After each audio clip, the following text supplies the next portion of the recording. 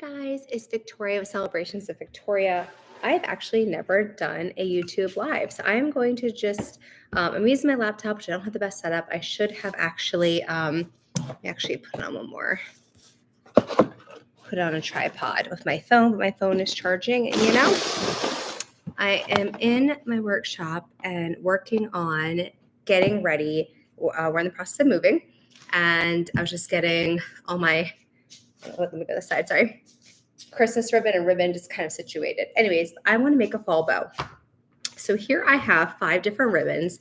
I have a brown 2.5-inch ribbon. I have this really pretty velvet double-sided ribbon, of course, wired 2.5-inch as well, kind of a cream color. I also have this really pretty fall plaid ribbon. A similar brown again, 1.5-inch, and a 1.5-inch pumpkin. And I just have this bow maker I got off Amazon. It's about $10. I can link it. I actually have 2, and they're just great. I make hand bows when I'm making larger ribbons, like my really big ones. I don't have one right behind me right now. Oh, I do. Like if I'm making a bow, sorry, it's kind of like this. I would do this by hand, right? Because it's really big fabric. This is the beautiful Ferris silk. I love this. This is part of my tree topper that I use personally. And I do that by hand. But the smaller bows, so I'm changing out ribbons a lot, I do change it up and use a bow maker. So what we're going to do is go ahead and go in with a 2.5-inch. I'm just going to drop it to the ground. And I'm going to measure, I have it on my desk too, about 14 inches.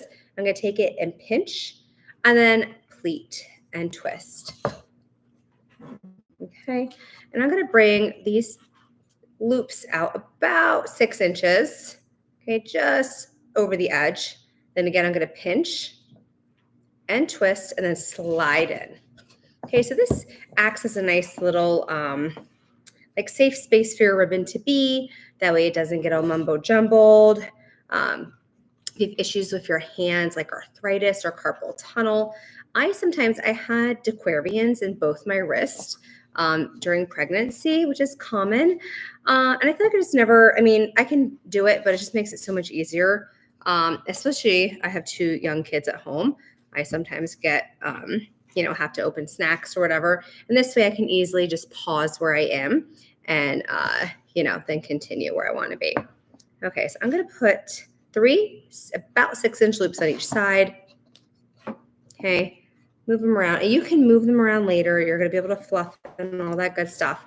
But this is kind of what it looks like right now. So I'm going to take my scissors and cut off. I still have some more. I might actually do a top tail. We'll see on that. So I'm going to put this one aside. Grab a sip of water.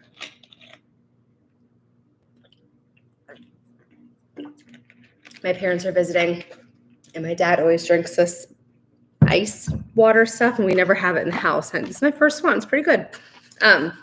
Anyways, now I'm going to grab this velvet gold. Again, drop it to the ground.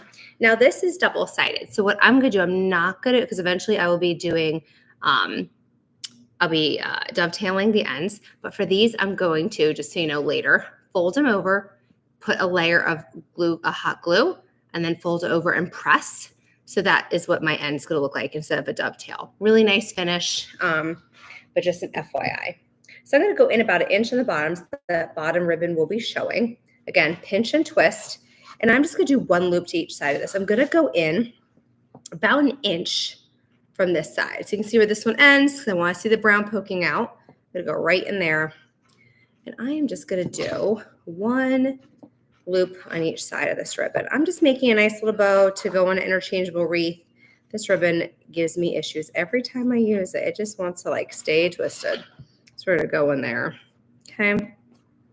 Just a nice big loop. Then I'm also going to do a top tail, like a faux tail up at the top. I'll show you how to do that. So I'm going to go here and cut my ribbon again. Give me a little bit of length because I'm going to do that fold over. But then I'm going to take my ribbon. And I'm going to do a faux tail. So I'm going to do about 6 inches for right now. Okay, and I'm going to cut it. Actually, I'm going to give a little more because, again, I have to. Okay, and I'll pick those ribbons up later. So what I'm going to do now is a faux tail. So I'm just going to take it in the center. I'm going to pinch it and kind of make like a little U or a little V for Victoria and put that right up there. So this is rather long, which is fine. I will trim it down and then do my fold over like I did in the bottom. Okay, this is looking great. Next, let me see how much ribbon I have left in this. Perfect. I'm taking my plaid, again, dropping it down. I don't have much here, so I think what I'm going to do is actually I'm going to change it up a little bit. I think what I might do is, I'm going to do just some tails and a topper. So I'm going to just put in, not even making loops with this one because I don't have enough, which is fine. So I'm just making an X with the fabric. Okay. There we go. All done. So you can kind of see what I'm working with right now. Okay. I do need some more fall to kind of come in on this side, you know, make it a little more fall-like. But you know what? I actually think it's going to be okay because I'm looking around. Sorry. I didn't realize how little that ribbon I had, but that's okay. I think what I might do is, I'm going to go in with quite a few because I have enough of this. Ooh, I do have that orange. That orange might be too much. I'm going to take this. Again, pinch and twist. I'm going to do 4 loops on each, or 4 loops total, 2 on each side. And going in about 1.5 inches now. I really want that cream to stand out. I really love that cream. I just think it looks so pretty and just really kind of makes it not as, it kind of brings extra layer of smooth warmth, I feel like, to it. That's even a way of describing it. Okay. So let me see how this looks. I want to make sure we're even, Steven. Okay. And now I'm going to go in with my final one, which I'm actually which is the pumpkin one. And so what I'm going to do is because this is going to be, we can curl these and I'll show you how. Super easy. I'm going to do smaller loops, just about 1/2 inch in. So we're going to do 2 loops to each side. Okay. And then I'm going to do a faux button, like a button loop. Okay.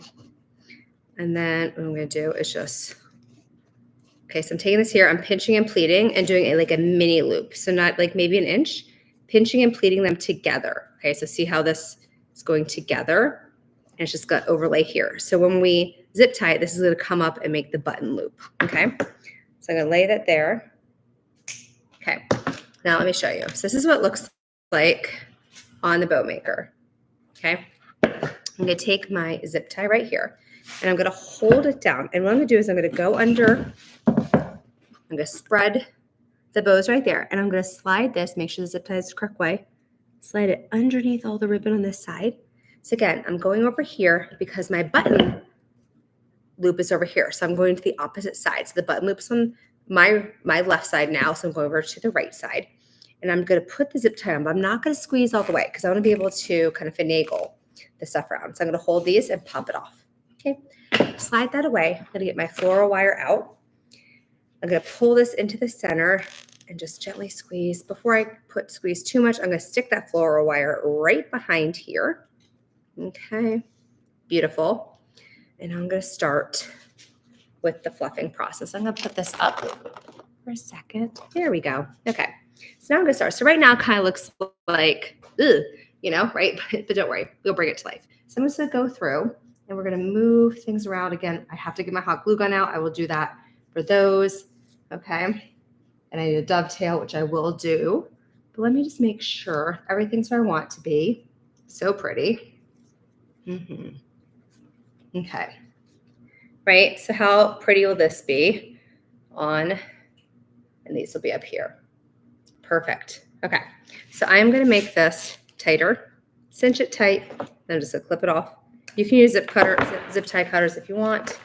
Okay. So I'm going to start at the bottom. I'm going to make a sandwich upside down hot dog. So the bun is open on the bottom. Okay. Take my scissors, cut up at an angle. Do that for all of them. Make a hot dog bun with the bun opening to the bottom.